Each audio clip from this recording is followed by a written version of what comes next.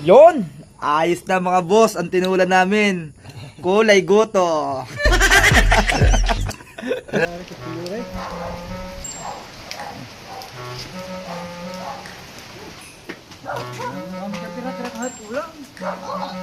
Ilaw! Sabi siya daming ilaw. Walang ulam, ilaw. Ilaw mo lang bakay. Ilaw. Wala may gasol na. Gasol na. Wala, ikaw lang. Isa lulutuin niya.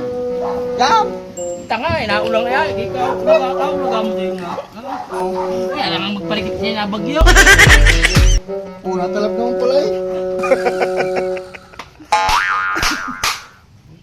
Ayaw, di ba? Oh, sobrang talas. Ay, ang kutsilyo namin ginagamit. Akala namin nagpapakaw ng kalab dito. Ay, Tagalog po yan. Ay, wala nang pantagtad. Kung tatalab yan. Mamaya ating kakalit ito.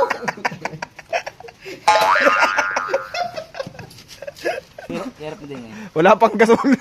Ay, ulagaan yung birthday. So, si Ulagang Are, takot mag-inom. Baka luto na. Ayaw, di ba?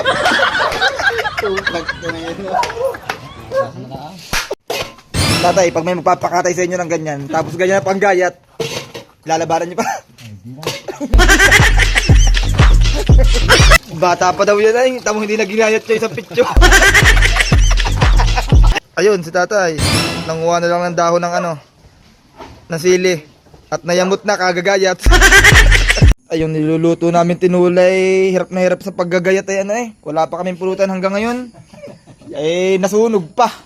Ay, naman na. Tama, papakita ko sa inyo. Yan. Kita nyo ga, yung tinula namin ay naging kulay adobo na. Nasunog eh.